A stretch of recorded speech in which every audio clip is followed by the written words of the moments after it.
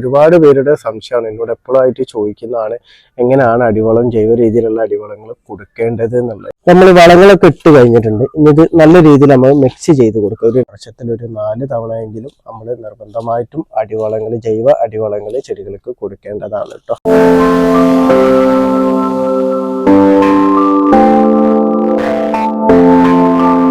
Hi, നമസ്കാരം. ഫാസിലാണ്. എൻ്റെ പുതിയ വീഡിയോയിലേക്ക് എല്ലാവർക്കും സ്വാഗതം.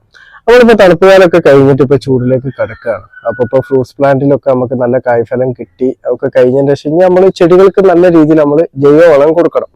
അപ്പോൾ ഞാൻ എപ്പോഴും എല്ലാ വീഡിയോയിലും പറയുന്നതാണ്, കൃഷി ചെയ്യുന്ന എല്ലാവർക്കും അറിയുന്നതാണ്. കാരണം വർഷത്തിൽ ഒരു 4 തവണയെങ്കിലും നമ്മൾ ജൈവവളം അടിവളമായിട്ട് നമ്മൾ കൊടുക്കണം. അപ്പോൾ ഇന്ന് ഞാൻ ജൈവവളം കൊടുക്കാൻ വേണ്ടി നിൽക്കുകയാണ്. അപ്പോൾ പ്രൂൺ ചെയ്യേണ്ട മാവുകളൊക്കെ ഞാൻ പ്രൂൺ ചെയ്തിട്ടുണ്ട്. അപ്പൊ കാഴ്ച മാവുകളൊക്കെ ഒഴിച്ചിട്ടുള്ള മാവുകളൊക്കെ ഞാൻ പ്രൂൺ ചെയ്തിരുന്നു. അപ്പൊ പുതിയ ശരീരങ്ങളൊക്കെ വന്നിട്ടുണ്ട്. അപ്പൊ ഇനി നമുക്ക് ഇതിന് അടിവളം എങ്ങനെയാണ് നമ്മൾ ജൈവ രീതിയിൽ അടിവളം എങ്ങനെയാണ് കൊടുക്കുക എന്നുള്ളത് നമ്മൾ നോക്കാം. അപ്പൊ ഒരുപാട് പേരുടെ സംശയമാണ് എന്നോട് എപ്പോഴായിട്ട് ചോദിക്കുന്നതാണ് എങ്ങനെയാണ് അടിവളം ജൈവ രീതിയിലുള്ള അടിവളങ്ങൾ കൊടുക്കേണ്ടത് എന്നുള്ളത്. അപ്പൊ ഞാൻ ജൈവ രീതിയിൽ അടിവളം കൊടുക്കുന്ന ഒരു രീതിയാണ് കേട്ടോ ഞാനിവിടെ കാണിക്കുന്നത്. അപ്പൊ നമുക്ക് വീഡിയോയിലേക്ക് പോവാം. അപ്പൊ ഞാനിവിടെ ആദ്യം എടുത്തിട്ടുള്ളത് നമ്മളെ ചാണകപ്പൊടി, ആട്ടിൻകാഷ്ടം, കോഴിക്കാഷ്ടം, ഇത് 3 കൂടിയും കമ്പോസ്റ്റ് ചെയ്തിട്ടുള്ള മിക്സ് ആണ് കേട്ടോ. അപ്പൊ ഇതിലേക്ക് വളക്കടയിൽ നിന്ന് വാങ്ങാൻ കിട്ടും. അപ്പൊ ഇത് 3 കൂടി കമ്പോസ്റ്റ് ചെയ്തിട്ടുള്ള മിക്സും വാങ്ങാൻ കിട്ടും, സെപ്പറേറ്റ് ആയിട്ടും വാങ്ങാൻ കിട്ടും. അപ്പൊ സെപ്പറേറ്റ് ആയിട്ടാണ് എടുക്കുന്നതെന്നുണ്ടെങ്കിൽ 5 കിലോ ചാണകപ്പൊടി എടുക്കുക, അതിലേക്ക് 2.5 കിലോ കോഴിക്കാഷ്ടം ട്രീറ്റ് ചെയ്തത് എടുക്കാൻ വേണ്ടി ശ്രദ്ധിക്കണം കേട്ടോ. അതേപോലെ 2.5 കിലോ ആട്ടുകാഷ്ടം എടുക്കുക. ഇത് ഞാൻ 3 കൂടി മിക്സ് ചെയ്തിട്ട് 10 കിലോനാണ് എടുത്തിട്ടുള്ളത്. അപ്പൊ കൂടുതൽ കൃഷിയുള്ളവർക്ക് ഇതിൽ കൂടുതലായിട്ട് എടുക്കാം, കുറവ് കൃഷിയുള്ളവർക്ക് അതേപോലെ ഇതിൽ കുറച്ചിട്ട് കൊടുക്കാം. ഞാനിപ്പോൾ ഒരു 5 പ്ലാന്റിന് ഇടാൻ വേണ്ടി മാത്രമാണ് ഇത് എടുത്തിട്ടുള്ളത്. ബാക്കിയുള്ള പ്ലാന്റിനൊക്കെ ഞാൻ ഇതിന്റെ മുന്നായിട്ട് ഓരോരോ ആഴ്ചയിലായിട്ട് ഇട്ട് കൊടുക്കുന്നതാണ്. ഇനി നമുക്ക് ഇതിലേക്ക് ഒരു അല്പം വാമ ഇട്ട് കൊടുക്കാം. അപ്പൊ വാമ എന്താന്നുള്ളത് ഞാൻ ഇതിന്റെ മുന്നൊരു വീഡിയോ ചെയ്തിട്ടുണ്ട്. അപ്പൊ വാമ കൂടുതലായിട്ടും ജൈവ വളത്തിന്റെ കൂടെ മിക്സ് ചെയ്ത് കൊടുക്കുന്നതാണ് നല്ലത്. അപ്പൊ വാമ കൊടുക്കുന്നത് നമ്മളെ ചെടികളെ വേര് വളർച്ചക്കൊക്കെ നല്ലതാണ് കേട്ടോ. കാരണം ചെടികൾ നല്ല പച്ചപ്പോട് കൂടി നിൽക്കാനും ചെടികളെ വേരുകളൊക്കെ നല്ല രീതിയിൽ വളങ്ങളും വെള്ളമൊക്കെ വലിച്ചെടുക്കുന്ന ഭാഗത്തിലേക്ക് ആക്കാനൊക്കെ വാമ നമ്മൾ ചെടികൾക്ക് ഇട്ട് കൊടുക്കുന്നത് നല്ലതാണ്. പിന്നെ ഞാൻ ഇതിലേക്ക് ഇട്ട് കൊടുക്കുന്നത് ഒരു 3 കിലോ സൂപ്പർ മീലാണ് കേട്ടോ. അപ്പൊ ഈ സൂപ്പർ മീൽ എന്താണെന്നുള്ളത് ഞാൻ ഇതിന്റെ മുന്നേ വീഡിയോ ചെയ്തിട്ടുണ്ട്. അപ്പൊ സൂപ്പർ മീൽ നമ്മളെ ജൈവവളങ്ങളായിട്ടുള്ള എല്ലുപൊടി, അതേപോലെ തന്നെ കടലപ്പിണ്ണാക്ക്, വേപ്പിൻ പിണ്ണാക്ക്, പിണ്ണാക്ക് വളങ്ങളും എല്ലാ വളങ്ങളും കൂടിയിട്ടുള്ളതാണ് ഈ സൂപ്പർ മീൽ. അപ്പൊ സൂപ്പർ മീലായിട്ട് തന്നെ നമുക്ക് പീടികകളിൽ നിന്ന് വാങ്ങാൻ കിട്ടും. അപ്പൊ ഞാൻ 3 കിലോ സൂപ്പർ മീലാണ് ഇട്ട് കൊടുക്കുന്നത്. ഇപ്പൊ സൂപ്പർ മീൽ കിട്ടാത്തവരാണ് എന്നുണ്ടെങ്കിൽ എല്ലുപൊടി മിക്സ് ചെയ്യാം. വെച്ചാൽ 1 കിലോ എല്ലുപൊടി, 1 കിലോ കടലപ്പിണ്ണാക്ക് പൊടിച്ചത്, അതേപോലെ 1 കിലോ വേപ്പിൻ പിണ്ണാക്ക് പൊടിച്ചത്.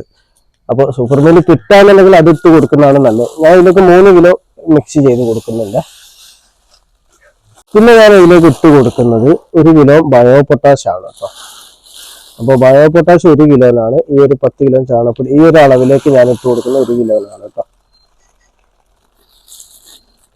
പിന്നെ നമുക്ക് ജൈവ രീതിയിൽ ഫോസ്ഫറസ് കണ്ടന്റ് നമുക്ക് ചെടികൾക്ക് കിട്ടാൻ വേണ്ടി ഇട്ട് കൊടുക്കുക. പക്ഷേ കൂടുതൽ കായ്ഫലം പൂക്കാനും ഇതിനൊക്കെ വേണ്ടിയിട്ട് നമുക്ക് ഇട്ട് കൊടുക്കാൻ പറ്റുന്നതാണ് റോക്ക് ഫോസ്ഫേറ്റ്.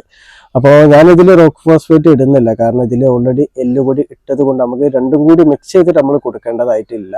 കാരണം ഫോസ്ഫറസ് കണ്ടന്റ് ചെടികൾക്ക് കൂടുതലായിട്ട് കിട്ടിക്കഴിഞ്ഞാൽ ചെടികളെ വേരുകൾ കരിഞ്ഞു പോകാനും ചെടികളെ നശിച്ചു പോകാനൊക്കെ കാരണമാവും. അപ്പൊ ഇതിൽ ഏതെങ്കിലും ഒന്ന് നമ്മൾ ഇട്ട് കൊടുത്താൽ മതി. ഇപ്പോൾ ഈ സൂപ്പർ മീലിൽ തന്നെ എല്ലുപൊടി ഞാൻ ഇട്ട് കൊടുത്തിട്ടുണ്ടല്ലോ. അപ്പൊ അതുകൊണ്ട് ഞാൻ റോക്ക് ഫോസ്ഫേറ്റ് ഇട്ട് കൊടുക്കുന്നില്ല. ഞാൻ എല്ലുപൊടി ഇടാത്തവരാണെന്നുണ്ടെങ്കിൽ റോക്ക് ഫോസ്ഫേറ്റ് ഇട്ട് കൊടുക്കുക. റോക്ക് ഫോസ്ഫേറ്റ് ഇട്ട് കൊടുക്കേണ്ട ഒരു അളവ് എന്ന് പറഞ്ഞാൽ ഇപ്പോൾ ഇതിലേക്കാണെന്നുണ്ടെങ്കിൽ ഒരു 10 കിലോനല്ലേ, ഇതിലേക്ക് ഒരു 50 ഗ്രാം അല്ലെങ്കിൽ ഒരു 100 ഗ്രാമിന്റെ ചോടായിട്ട്, വലിയ പ്ലാന്റുകൾ കാണുന്നുണ്ടെങ്കിൽ 100 ഗ്രാമിന്റെ ചോടായിട്ട് നമുക്ക് ഇതിലേക്ക് മിക്സ് ചെയ്ത് കൊടുക്കാൻ പറ്റുന്നതാണ്. ഇനി റോക്ക് ഫോസ്ഫേറ്റ് ഓരോ ചെടികൾക്ക് നമുക്ക് സിംഗിൾ ആയിട്ടാണ് ഇട്ട് കൊടുക്കുന്നതെന്നുണ്ടെങ്കിൽ ചെടികളെ പാകത്തിനനുസരിച്ചിട്ട് 1 സ്പൂണോ അല്ലെങ്കിൽ 2 സ്പൂണോ എന്നുള്ള രൂപത്തിൽ തണ്ടുന്ന് വിട്ടിട്ടായിട്ടും നമുക്ക് ഇട്ട് കൊടുക്കട്ടെ. നമ്മൾ വളങ്ങളൊക്കെ ഇട്ട് കഴിഞ്ഞിട്ടുണ്ട്. ഇനി ഇത് നല്ല രീതിയിൽ നമ്മൾ മിക്സ് ചെയ്ത് കൊടുക്കുക. ഒരു 2 മറിയെങ്കിലും മറിച്ചിട്ട് മിക്സ് ചെയ്ത് കൊടുക്കുക. നമ്മൾ ഇട്ടതൊക്കെ എല്ലാ ഭാഗത്തും എത്താൻ വേണ്ടിയിട്ടാണ് കേട്ടോ. അപ്പൊ നമ്മളിത് മിക്സ് ചെയ്തിട്ടുണ്ട്. ഇനി ഇത് ചെടികളെ ചുവട്ടിൽ എങ്ങനെയാണ് ഇട്ട് കൊടുക്കുന്നത് എന്നുള്ളത് നമുക്ക് നോക്കാം. നമ്മളിത് ഇട്ട് കൊടുക്കുന്നതിന് മുന്നേ നമ്മൾ പുത ഇട്ട് കൊടുത്തിട്ടുള്ള കരിയിലകളൊക്കെ എടുത്ത് നമ്മളൊന്ന് മാറ്റി കൊടുക്കാതെ. അപ്പൊ അടിവളകൾ നമ്മൾ കൊടുക്കാനായിട്ട് നല്ല സമയം എന്ന് പറഞ്ഞാൽ വൈകുന്നേരങ്ങളിലാണ് കേട്ടോ. അപ്പൊ വൈകുന്നേരങ്ങളിൽ കൊടുക്കാൻ വേണ്ടിയിട്ട് എല്ലാവരും ശ്രദ്ധിക്കുക. അതിനുശേഷം നമ്മളിത് മാറ്റിയിട്ടുണ്ട്. എന്നിട്ട് നമ്മൾ തണ്ടിന്ന് വിട്ടിട്ടായിട്ട് മണ്ണൊന്ന് ചെറുങ്ങനെ ഇളക്കി കൊടുക്കുക. ഇങ്ങനെ തണ്ടിന്റെ ഭാഗത്തേക്കായിട്ട് ഇങ്ങനെ കൂട്ടി കൊടുത്താൽ മതി കേട്ടോ. ഇപ്പൊ മേൽവേരുകൾ ഉണ്ടെങ്കിൽ വേര് പൊട്ടാതെ ശ്രദ്ധിക്കണം. ഓവറായിട്ട് മാറ്റേണ്ട ആവശ്യമൊന്നുമില്ല, കാരണം നമ്മൾ കരിയില ഇട്ട് കൊടുക്കുന്നതാണല്ലോ. അതിനുശേഷം നമ്മൾ അല്പം പച്ചക്കക്കപ്പൊടിയാണ് ഇട്ട് കൊടുക്കുന്നത് കേട്ടോ. അപ്പോൾ പച്ചക്കക്കപ്പൊടി നമ്മൾ ഇട്ട് കൊടുത്തു കഴിഞ്ഞാൽ നമുക്ക് സ്പോട്ടിൽ തന്നെ നമുക്ക് വളങ്ങൾ ഇട്ട് കൊടുക്കാം. കാരണം പച്ചക്കക്കപ്പൊടിയിൽ സൂക്ഷ്മജീവാണുക്കളെ നശിപ്പിക്കാനുള്ള ശേഷിയൊന്നും പച്ചക്കക്കപ്പൊടിയിലില്ല കേട്ടോ. അപ്പോൾ ഒരു അല്പം ഇട്ട് കൊടുത്താൽ മതിയെ, കൂടുതലായിട്ടൊന്നും ഇട്ട് കൊടുക്കേണ്ട ആവശ്യമില്ല. ഇനി കുമ്മായാണ് ഇട്ട് കൊടുക്കുന്നതെന്നുണ്ടെങ്കിൽ ഒരു 15 ദിവസം നമ്മൾ നനച്ചു കൊടുത്തതിന് ശേഷമാണ് നമ്മൾ അടിവളം കൊടുക്കേണ്ടത് കേട്ടോ. ഇനി ഡോളോമേറ്റ് ആണ് ഇട്ട് കൊടുക്കുന്നതെന്നുണ്ടെങ്കിൽ ഒരു 3 ദിവസം നനച്ചതിന് ശേഷമാണ് നമ്മൾ അടിവളം ഇട്ട് കൊടുക്കുന്നത്. ഇപ്പം ഞാൻ പച്ചക്കക്കപ്പൊടി ഇട്ട് കൊടുത്തതിന് കൊണ്ടാണ് നമുക്ക് സ്പോട്ടിൽ തന്നെ നമുക്ക് വളങ്ങൾ ഇട്ട് കൊടുക്കാൻ പറ്റുന്നത്. അതിനുശേഷം നമുക്ക് അടിവളം ഇട്ട് കൊടുക്കുക. അപ്പൊ അടിവളം ഇട്ട് കൊടുക്കുമ്പോഴും നമ്മൾ തണ്ടെന്ന് വിട്ടിട്ട് തന്നെയാണ് നമ്മൾ ഇട്ട് കൊടുക്കേണ്ടത് കേട്ടോ. അതായത് ഇപ്പോൾ എൻ്റെ ഒരു 2 വർഷത്തിന്റെ അടുത്ത് പ്രായമായിട്ടുള്ള ഒരു മാവാണ്.